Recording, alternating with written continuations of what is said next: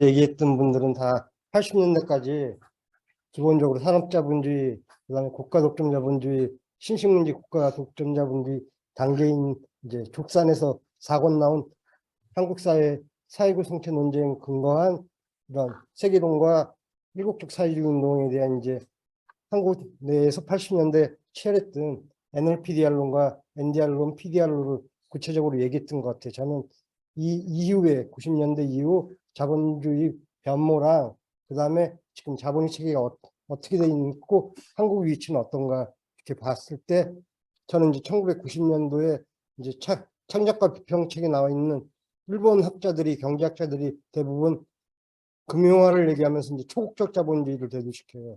그러면서 이제 자본주의 신식민지 국가독점 자본주의 이전 단계로 지금은 이제 다국적 국가라고 얘기하지만 이때는 초국적 자본주의라는 행동 내에서 포스트주의와 초국적 자본주의가 등장하면서 자본의 재편을 얘기해요. 그리고 그러면서 이제 대규모 91년도 한국에서는 농민집회 아스팔트 농사가 있었고 그때 우루과이 라운드 가트 체계가 붕괴되면서 이 가트 체계를 대체하는 게 이제 WTO가 90년대에 출범하게 돼 있어요.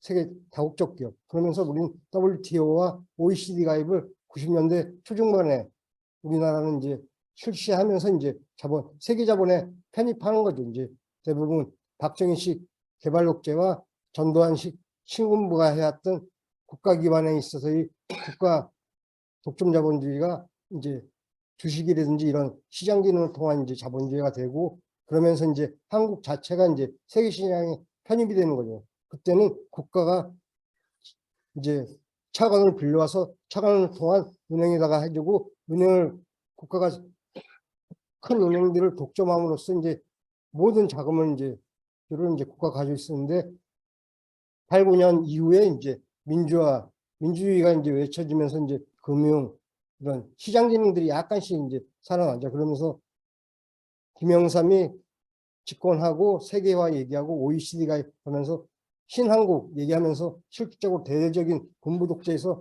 민간으로 이 자본 이제 체제 이완이 이루어졌어요. 그리고 세계는 그 체계 내에서 실질적으로 레이거노믹스랑 대처가 얘기한 신보수주의가 활개쳤는데 이 활개친 자체 내에서 자기네 자체 내 산업이 금융화만 하면서 이제 시장 민영화를 하다 보니까 실질적으로 자국내 산업이 다 해외로 나가면서 자본 주도성이 없어진 거죠. 그전엔 생산력으로 대량 생산, 대량 소비가 가능했던 자본 중에서 오면서 포스트주의 때는 그들은 이제 대량 생산, 대량 소비 플러스 알파 얘는 금융을 통한 이제 지배력 확대했죠. 그러면서 이제 실질적으로 미국과 영국 같은 롤스로이스가 민영화되고 그다음에 미국에서는 철강산업 모든 국가기관 산업이 다 민영화되면서 해외 자본에 팔든지 다 판매하는 식으로 해서 그래서 이제 영국과 미국에서 탄광 노동자들이든지 부두 노동자든지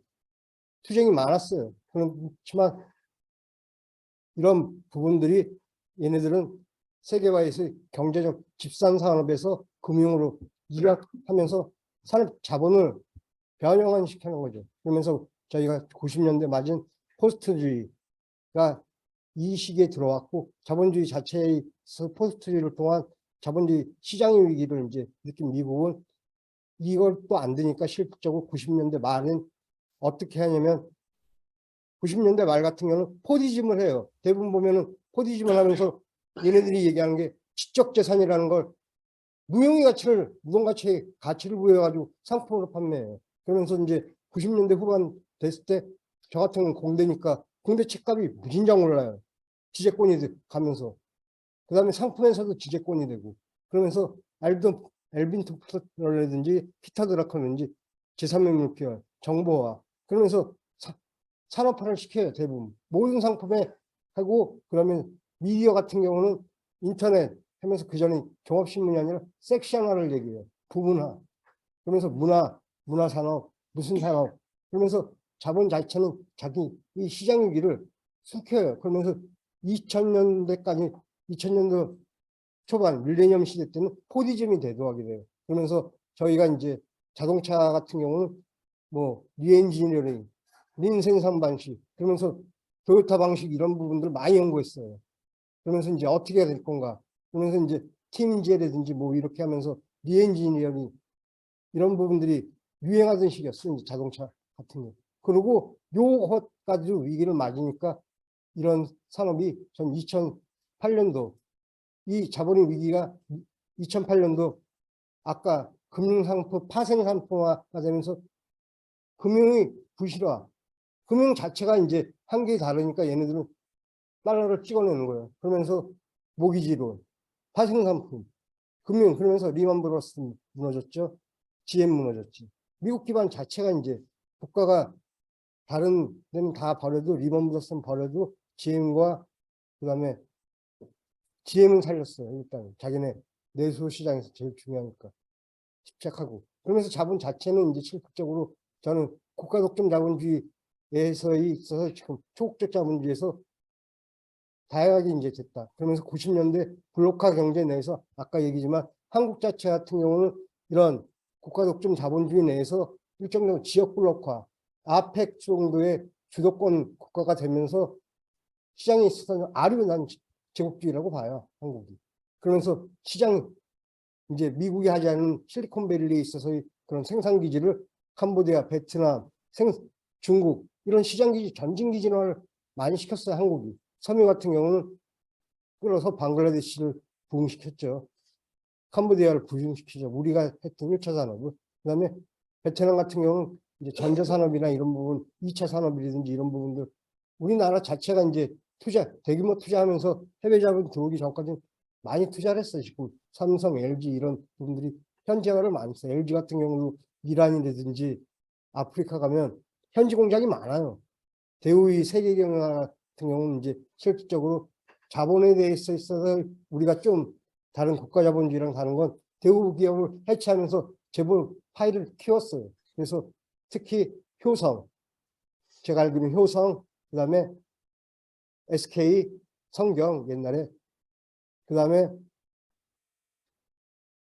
이제 여러 가지 이제 지금 두산 같은 경우는 원래 맥주 공장이었거든요. 얘는 중공업을 바뀌었잖아요. 한국중공업을 정종현한테 뺏어서 한국중공업을 하다가 이 한국중공업을 되팔아가지고 두산중공업을 해가지고 재계한 재벌을 이제 김대중을 키웠어요. 시장민주주의라고 얘기하면서. 그러면서 김대중은 모든 국가에 있어서 가지고 있는 은행 같은 경우 국가 지분을 다 팔았어요. 그러면서 김대중이 자기 정치를 리베이트하려고 외환은행을 회계장부 조작해가지고 팔아버린 거 아니에요. 론스타이트. 자기네 정치자금 마련하기 위해서 리베이트금으로.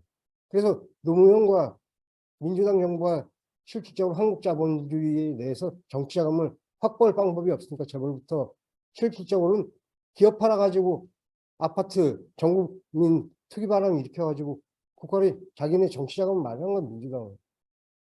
이런 시대를 맞이했고 지금 한국 자체가 이제 지금 이런 아까 얘기했듯이 지금 초국적 자본주의 단계에서 기존과 다른 국가 독점 자본주의가 아니라 저 같은 경우는 이제 새로운 지금 단계에 접어들었다. 지금 이제 뭐 제4차 혁명이다 이렇게 얘기하지만 실질적으로 저는 생산 시장의 위기를 감추고 있다라고 봐요. 자본주의가. 중국 시장이 기대를 했는데 중국 시장 같은 경우는 지금 내수진창이에요. 중국은 해외보다는. 인도는 브릭스라는 데를 자기네가 이제 시장의 방패막을 했는데 인도는 실질적으로 격차가 심해요. 공부 잘하는 사람과 불합한 이제 불가적 천민 해가지고 중국은 문명률이 적거든. 중국 같은 경우는. 근데 인도는 문명률이 높아요. 그래가지고 시장을 대체할 땐 브릭스라는 걸 내섰지만 브릭스도 대안이 되지 못하고 지금 자본주의 자체는 생산의 위기를 막고 있다. 그러면서 계속 속여가지고 아까 얘기했던 이런 생산 방식을 속이면서 지금 자기 위기를 하는데 이 부분에 대해서 우리가 어떻게 진단할 건가 이거에 대한 진지한 고민이 필요하다. 나 같은 경우. 그래서 지금 이 제국주의니 뭐 국가독점 자본주의 이 단계가 아니라 한국 자본이 지금 현재 위치와 세계 자본의 현 상태가 어떤지 우리 몇몇 저도 이제 잘 모르는데 분석할 필요가 있다. 그래서 오늘 이 계기로 기존의 낡은 80년대 이것만 얘기하고 있습니다. 80년대에 있어서의 그런 사고체 논쟁, 신입 등장 이런 게 아니라 지금 변화된 산업 패러다임, 그다음에 3.5 산업혁명, 뭐 4차 산업혁명인데 이 자체에 있어서 자본주의 자체의 축적이기가 어떻게 이제 우리한테 다가올 건가 보고 난 이제 지금 기후 위기라고 하지만 기후 위기에서 자본주의는 상품을 파생하는 건 나와요. 탄소세라고 얘기하면서 탄소세를 통한 세금으로서 이제 자본주의 자체는 이런 자기네는 탄소세를 낼 준비가 돼 있다 그러면서 이것 또한 상품화시키고 있거든요. 이거에 맞서서 어떻게 할 건가 이런 진지한 고민이 필요하다. 우리가 기존의 80년대 대금 모순이든 이런 건 중요하지만 지금 변화된 자본주의 체계에 있어서 생산 양식 변화와 지금에 맞는 우리 대응은 무엇일까? 본질적인 계급 모순은 어떻게 개토로 이뤄 나갈 것인가 이런 진지한 성실이 필요하다. 이상입니다.